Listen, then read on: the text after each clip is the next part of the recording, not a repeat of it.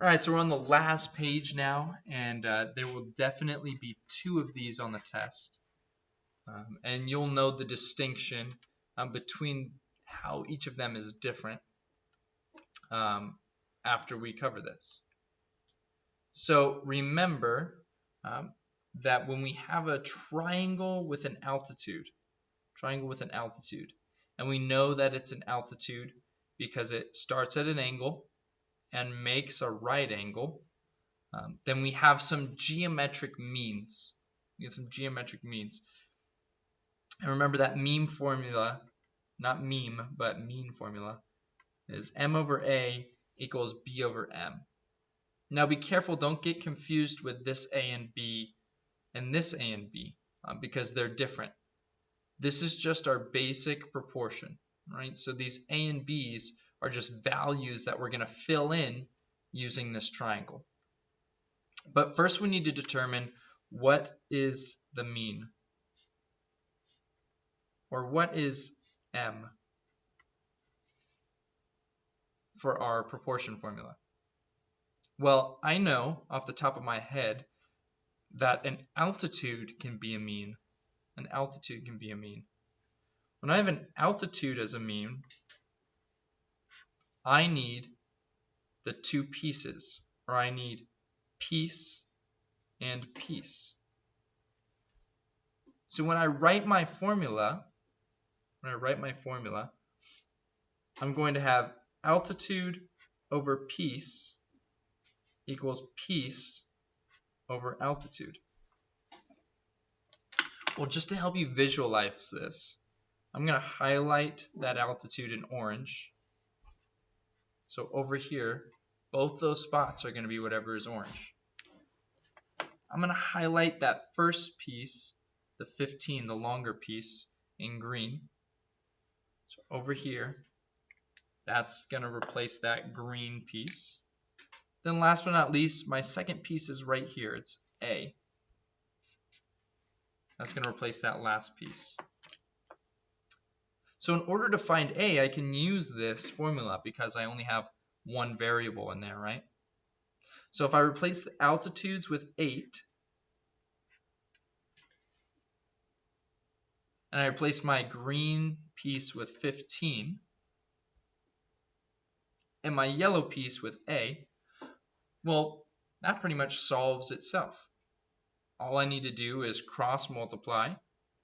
If I do my extremes first, I get 64 equals my means next, 15A. Well, I know that's not going to go in evenly. So when I divide by 15, I get 4.26 repeating. 4.26 repeating equals A. There's 1. Again, to find B, I notice that B is a leg. And it's a leg of this large triangle. See this large triangle here? It's a leg of that large triangle. Well, legs can also be means.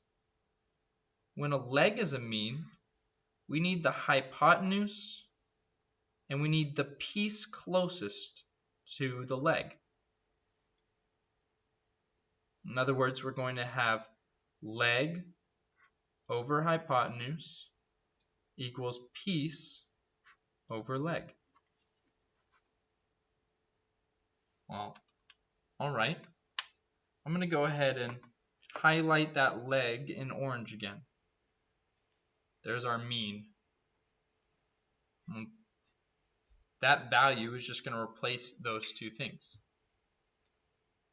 Now I'm going to highlight the hypotenuse in green. That hypotenuse is that whole piece right there. That whole full part. See the hypotenuse? Well, that hypotenuse is 15 plus A. And we know that A is 4.26 repeating.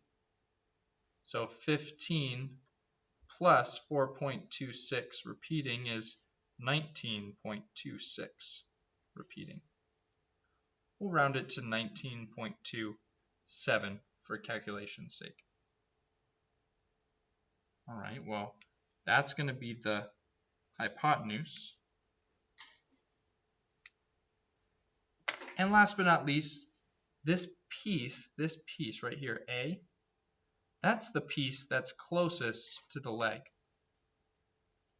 So that piece is going to be that same yellow A piece.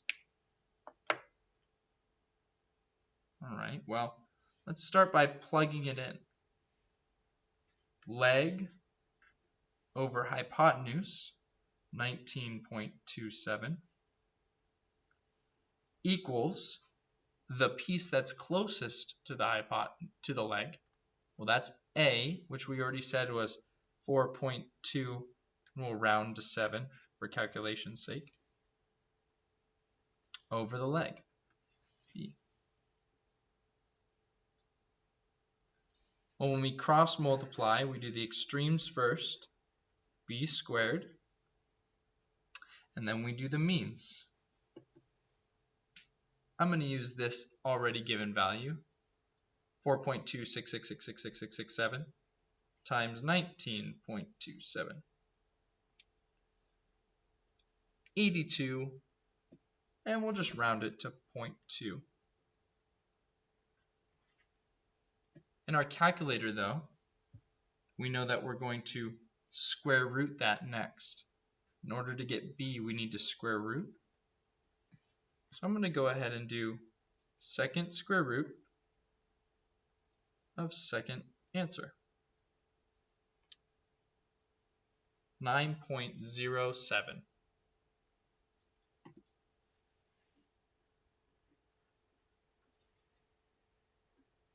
And that's our answer.